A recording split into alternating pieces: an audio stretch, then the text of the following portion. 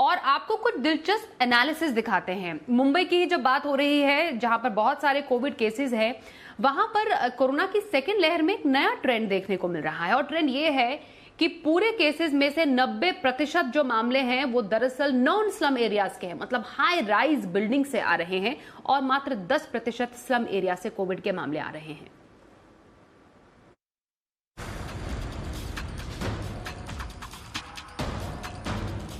आर्थिक राजधानी मुंबई में कुल एक्टिव केसेस की संख्या 87,000 के करीब है। इन कुल एक्टिव केसेस में से 90% मामले नॉन स्लम यानी हाई राइज बिल्डिंग से हैं। बीएमसी के मुताबिक मौजूदा समय में नॉन स्लम एरिया से 79,032 केसेस हैं। वहीं स्लम से सिर्फ 8,411 यानी करीब 10% एक्टिव केसेस हैं। कोरोना की पहली लहर और दूसरी वेव की तुलना करें तो पहली में स्लम्स ज्यादा प्रभावित हुए थे।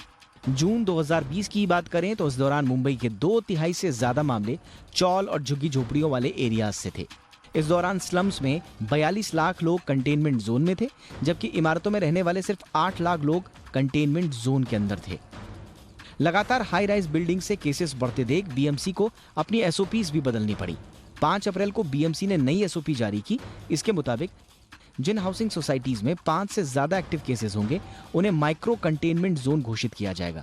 बीएमसी का डेटा देखें तो सबसे ज्यादा 273 इमारतें अंधेरी जोगेश्वरी में सील की गई हैं। इसके बाद 247 इमारतें मालाबार हिल और ग्रैंड रोड में सील हैं। सिर्फ यही नहीं, सील्ड फ्लोर की संख्या भी काफी बड़ी है।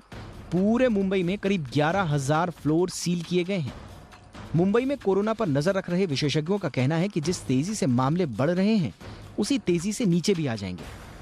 मामलों को कम करने में वैक्सीनेशन का सबसे बड़ा रोल होगा। सभी मुंबईकर्स को ध्यान रखना होगा कि वैक्सीनेशन के साथ ही सतर्कता बरतना जरूरी है ताकि कोरोना को मात दी जा सके। ब्यूरो रिपोर्ट, जी मीडिया। एक तरफ तो कोरोना के मामले बढ़ते जा रहे हैं, दूसरी तरफ कुछ ऐसे वॉरियर्स की दिलेरी भी सामने आ रही है जो ऐसे समय में भी, मुसीबत के समय में लोगों की मदद कर रहे हैं। ऐसी मिसाल लोगों ने पेश की है जिससे कि ऐसे मुश्किल समय में भी लोगों के चेहरे पे सुकून और मुस्कान आ जाए। देखिए।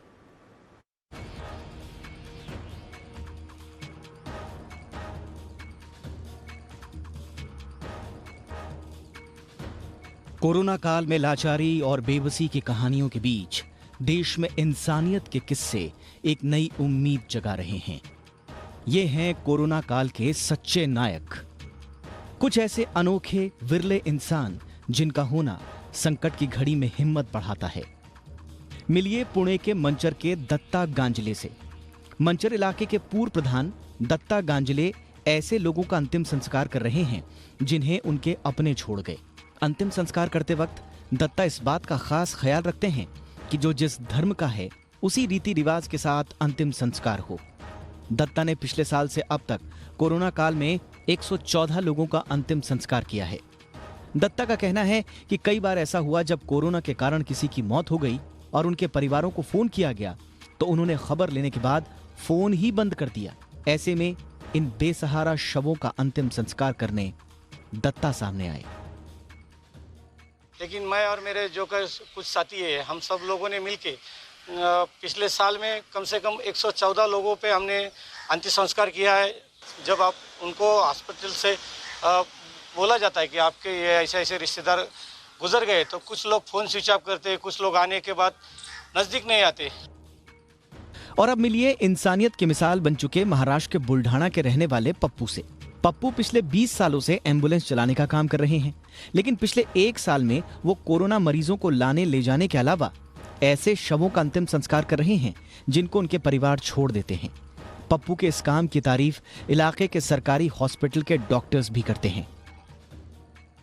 इनके काम देख के तो हमें ऐसा लगता है कि इनके जैसे काम करने वाले लोग कैसे मिले तो बहुत अच्छा हो जाएगा। पप्पू भैया कभी भी कॉल करो तुरंत हाजिर रहते हैं, कोई वो नहीं रहे तो उनके साथ के जो भी रहते हैं एम्बुलेंस भेजते हैं, फिर उनको जहाँ लेके जाना है वो लेके जाते हैं और उनका अंतिम संस्कार की पूरी तैयारी करके उनका अंतिम संस्कार भी किया है। और आइए अब आपको एक और शानदार शख्सियत से मिलवाते हैं। कहते हैं ना कि ज्यादा पैसे होने से कोई दानवीर नहीं बन जाता, लोगों की मदद करने के लिए सही नीयत और बड़ा दिल होना चाहिए। इस बात को साबित किया है पुणे के रिक्शा चालक संदीप काले ने। संदीप कोरोना काल में रिक्शा चला रहे हैं। इनके रिक्शा में अगर कोई डॉक्टर, नर्स, सफाई कर्मचारी या फ्रंटलाइन वॉरियर सफर करता है तो वो उनसे पैसे नहीं लेते। इनका कहना है कि ये लोग कोरोना वॉरियर्स हैं और समाज की मदद कर रहे हैं। ऐसे में वो इन लोगों से कैसे पैसे ले सकते हैं?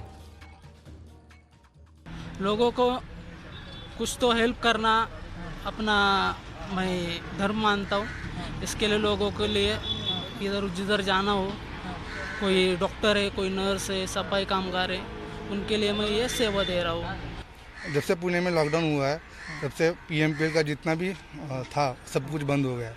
उसके कारण हमको आने जाने के लिए बहुत तकलीफ हो रही थी और इन्होंने जैसे ही अभी आजकल इन्होंने रिक्शा का जो फ्री में सेवा चालू किया, उसके वजह से मुझे 5-10 किलोमीटर आने जाने के लिए भी बहुत तकलीफ हो रही थी। तो इनके कारण मुझे बहुत अच्छा लगा, फ्री में सेवा मिल रही है तो मेरा एटलीस्ट आना जाना भी हो रहा है काम की वजह से। कोरोना इस वक्त इंसान के शरीर और स्वास्थ्य सेवाओं के साथ ही देश में इंसानियत की भी परीक्षा ले रहा है। लेकिन जब तक कोरोना हीरोज और उनकी जिंदा दिली की कहानियां हमारे बीच में होंगी, कोरोना के खिलाफ जंग आसान होती रहेगी।